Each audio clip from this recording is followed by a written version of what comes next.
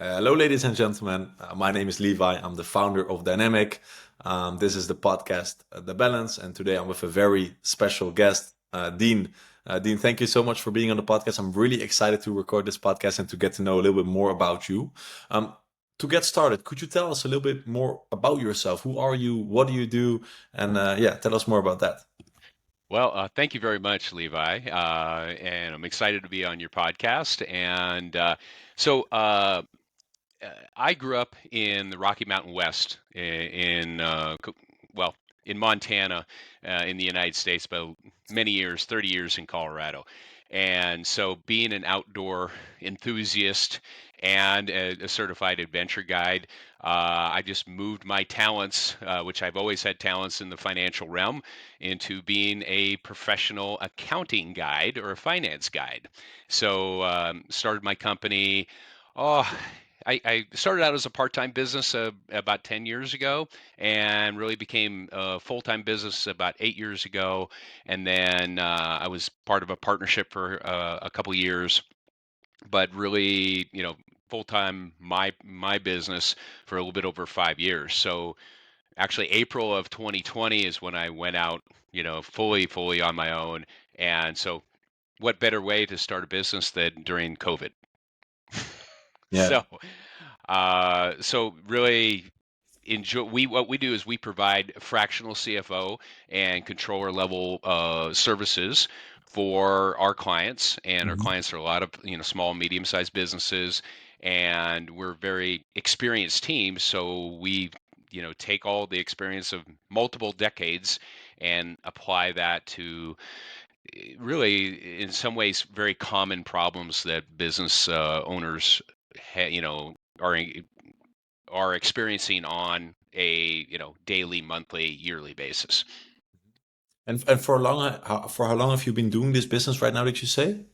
Well, I started it officially 10 years ago, but it started out as a part-time business, and then because I was also running my own adventure travel company at the time too. So and then I just moved to this business full time in 2017. Yeah. All right. Okay. So for nearly 10 years doing this full time now, how would you describe the past 10 years in this business? Well, being a business owner and an entrepreneur is always an adventure in itself. So, I mean, I'm an adventurous guy, and I had this question. Someone asked me this question just the other day: "Is why did you become, a business owner, an entrepreneur?" And I really did it for a couple reasons. It was my next frontier, or my next adventure. I certainly have had, even since I've started my business, plenty of opportunities to, work, back with corporations, businesses and all that. And my response to them is, in about 6 to 9 months, I'm really going to be just bored with, Mhm. working with just one company. So it's a lot more exciting for me to work with multiple companies, and I'm a problem solver anyway. And my team is they're a group of problem solvers that we bring that enthusiasm Mhm. in the financial services in addition to our skill set. Yeah. Yeah.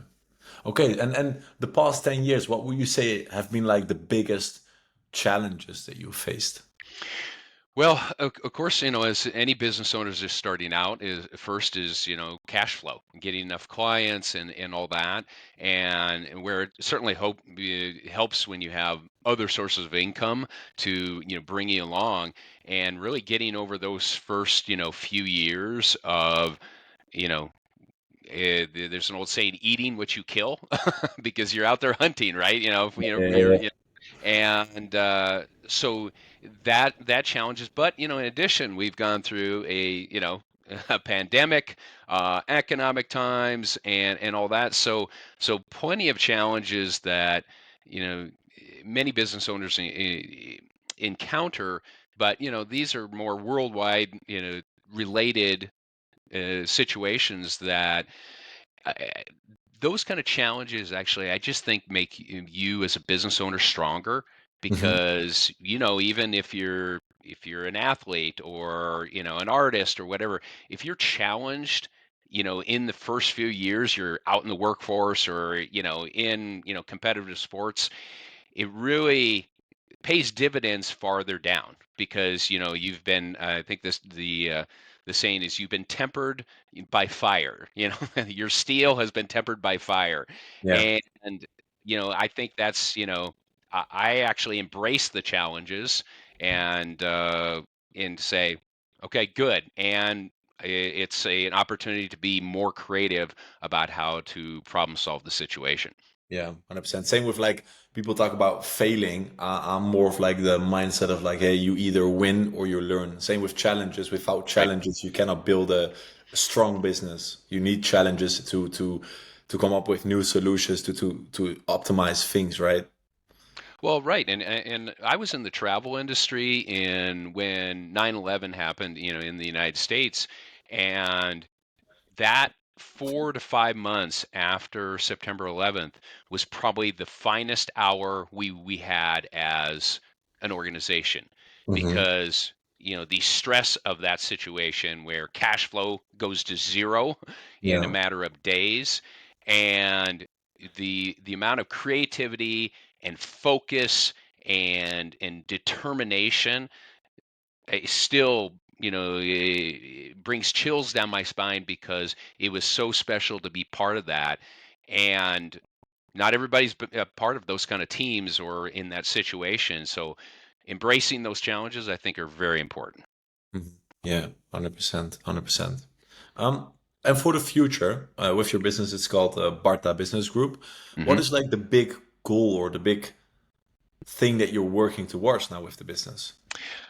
Well, with of course we have certain revenue goals, but it's the revenue is more based on how can we grow revenue with actually the least amount of clients. Yeah. So it's Yeah. not the goal isn't to have 100 clients or anything like that.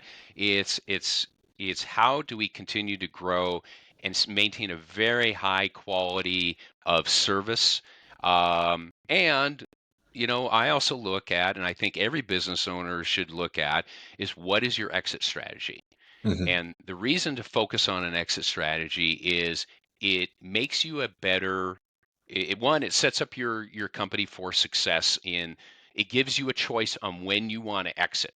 So if you want to exit in 5 years, great. If you want to exit in 10 years, 15 years, then you have that option. When you don't prepare on how to exit, then it limits your options. And if you say, hey, I want to leave in 2 years, it's not a fast transition in order to make that change. And so part of the growth that we have is I want to be able to have my company still be a creative force in my company, but really the operation is really run by my team. Hmm. And because there's plenty of you know other uh, charities and really ways I want to give back to the community. I love the teaching process, so I'm always going to be out there, helping people out in one form or another. Hmm. Yeah, I see. I understand. So your big goal is obviously to grow and grow with keeping the quality within your team and within the service that you provide, but also get more like quality clients, paying you more so that you don't necessarily need Yep. more clients, just better clients at the end of the day. And Right. I think it's a nice thing of how you say, like if you're as a business owner always focused, or not always, but if you're focused on preparing your business to be able to exit, you really sort of create more time for yourself. I think that's what you mean because you sort of try to, you as a CEO, get yourself out of the business so that you could sell the Mhm. business as it is. And then you create more time for yourself so you can focus on growing the business even more instead of like being in the trenches and everything yourself, right? Is that what you mean? Yes, yeah, I think it's an important discussion to have. And we have clients that have been in business 3 years and business 33 years, Yeah. and I think it's easier to work on your exit strategy at year three than it is 30 because 30 plus years, you're kind of okay. You're in that same process and same routine, and it's a bit harder to extract yourself from that because it's deeply ingrained in your bloodstream, Yeah. and so it's always, the light bulb going on for entrepreneurs when we say, hey, work on your exit strategy. And just had a conversation this week about a person who said, yeah, I don't want to be doing this for the next 20 years. He's a younger guy growing a company in Colorado. And I mean, he's opening a new location one a year.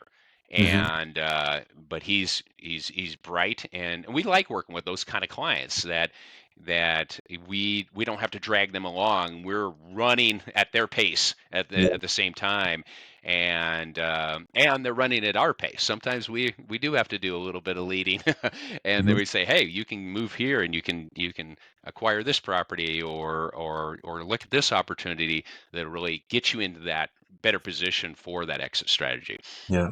Yeah. I see. I understand. Okay.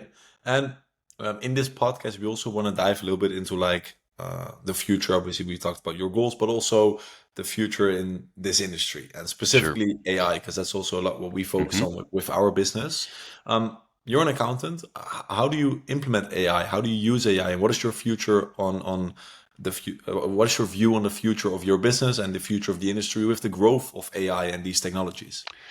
Well, I think as a business owner in these times, especially our type of business, you have to be using AI. Now, how we're implementing AI we actually implement in a couple of different ways in our marketing, using and coming up actually helping with marketing ideas and things like that. And of course, I think it's important to whatever AI is doing is that there's a human interaction to it, because it's not perfect. And I don't think it ever will be perfect, because it doesn't have that human factor in it. So definitely in marketing, but really in processes, and that are say routine processes that we see. Yeah, definitely using AI to not only review processes, but do analysis, create reports, and but I think it's always eh, imperative that you have, you know, a human that is looking over, and a professional that is looking this over, so that uh, so AI is definitely used great for doing the grunt work, if you will, the Hmm. undesirable work. Hmm. And I think those positions, will go away. Um, and but AI is such an important part that if you're not utilizing it, you're going to be left behind. I think so too. I think so too, 100%. What would you say is like your favorite tool or your favorite AI, yeah, tool to work with at the moment? Uh, I primarily work with Gemini. I've worked a little bit with Chat GPT, and but our back of the house is mostly a Google environment, Hmm. hence Gemini. And but I've heard of some others that are out there that I haven't worked with, that because I'm part of other uh, groups of other CFOs, and so we're constantly throwing out different ideas to each other, so that hey, this is working for me, or hey, this didn't work. You got to, change it in a way that will work. So those are the ones I'm most familiar with. But yes, once again, that's an industry that is growing so fast that um, it's it's going to be different a month from now than it is right now. Yeah, yeah, I totally agree. It's you really have to dive into the world of AI, otherwise you're gonna get overtaken. You're gonna not be able to stick along because it's going so fast. Well, it's going to limit your options, Yeah. and you may have the same old whatever number of clients, and they may stick with you because there's a personal connection with those particular clients. Hmm. But as far as growing, um, I mean, even some of the ways people find Barta Business Group is through certain searches that are AI driven, Hmm. and then that's a new thing even within. When I talk to my marketing people about how search has changed a lot just in the last 60 Hmm. days. when it comes to Google searches and AI, because you're coming up with, an AI generated, hey, here are the top companies, but then, what are the companies that are more local to, that particular state or Yeah. region. Yeah, I see. And are there, like, next to AI, are there other like specific key trends or specific things, maybe technologies that you're diving into right now or also like responding to? With a lot of our clients, I mean, there's still a lot of transition, just improving efficiencies. And it's still amazing to me that, in 2025, people are still doing things that, were more commonplace 20, 30 years ago. Hmm. And so it's really bringing these people into the 21st century and say, hey, because hiring workforce, labor force is always an issue, and on any organization we work with, and so if you're able to automate processes either through with AI or certain pieces of software or whatever, and once again taking out the people that you're probably trying to hire for anyway, which are generally undesirable jobs. Hmm. And so if you can replace it with technology and streamline it, I think it's going to help quite a bit. And you know, but I also see even though there's a growing, you know, emphasis on AI and technology, the personal connection in financial services is still really important. And it's one of the ways we actually stand out if we're competing for a certain, job with a company and stuff like that. They really take a look at, does this company really care about our organization? And so I infuse more emotional intelligence into how, and because, or as I say, we give a care about Hmm. what's going on instead of just being really black and white financial. Okay, here's what our bid is, and etc. Instead of meeting them where they're at and standing in their shoes to understand the problems that they're having, and then work beside them as a partner rather than just this outside entity that gives them this black and white Yeah. picture of their situation. Hmm. Hmm. Yeah, I understand. Okay. And another question I'm very curious about your firm. What is like most important to you? What are like your core values, and how does this show up in the day-to-day operations? You know, I have many core values, and but one of them is honesty. Hmm. You have to be honest with yourself as who you are, and honest with your clients. And sometimes those are tough discussions. Okay, and those can be tough discussions if you as an organization fall short with a client. You just have to own up to it and say, hey, we could have handled that better. This is how we're going to make it right.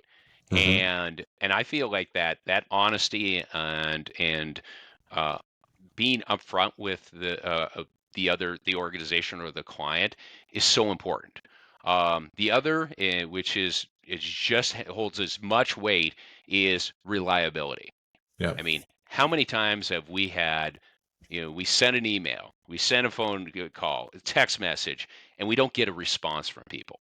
Hmm. And, I'm as reliable as the sun coming up in the east, okay? And I probably because I came from a farm background, so in Montana where it's that blue collar work ethic Hmm. that in the white collar industry that a lot of people appreciate.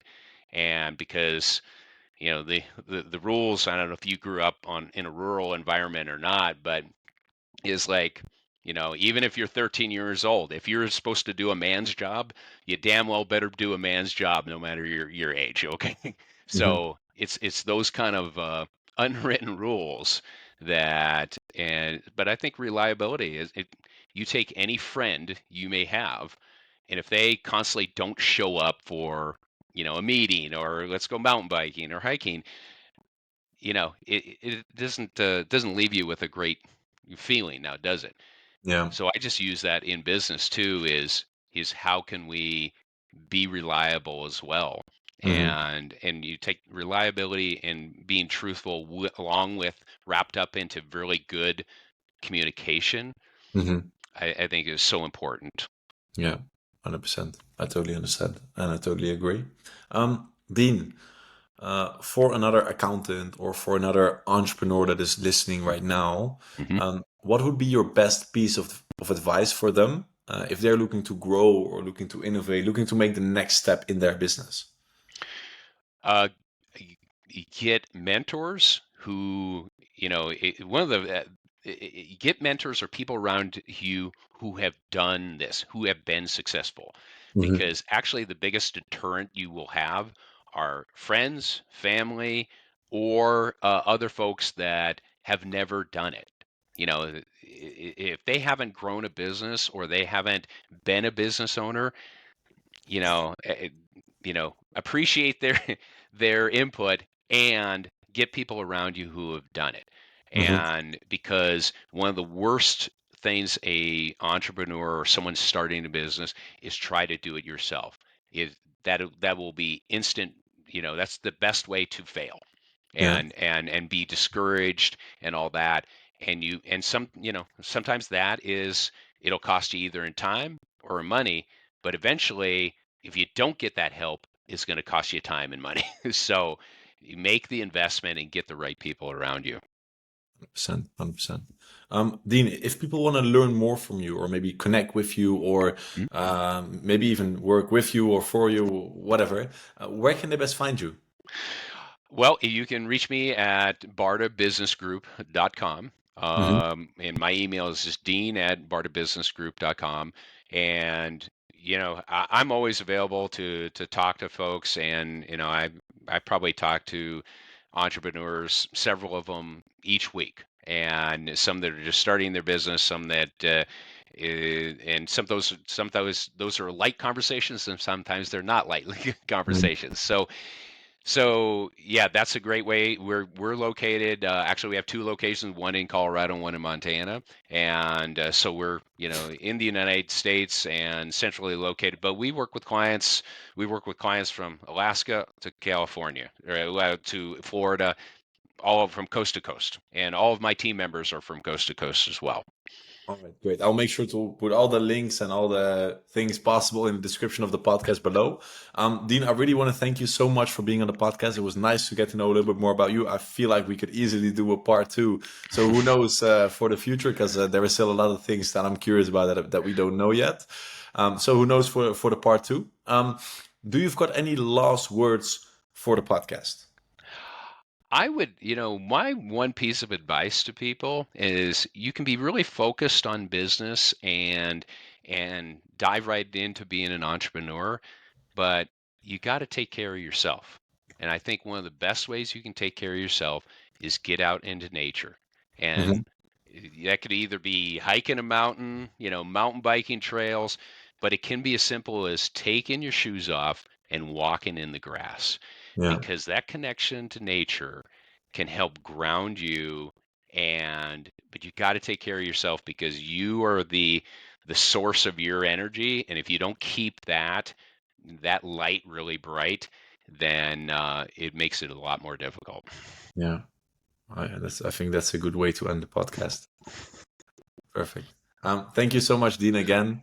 I really appreciate it. Ladies and gentlemen at home, also thank you so much for listening. My guest today was Dean Barta, the CEO and founder of Barta Business Group. My name is Levi. I'm the founder of Dynamic. Yeah, this was the podcast, The Balance, and I hope we'll see you next time. Thank you very much. Thanks, Levi. Bye bye. Thank you.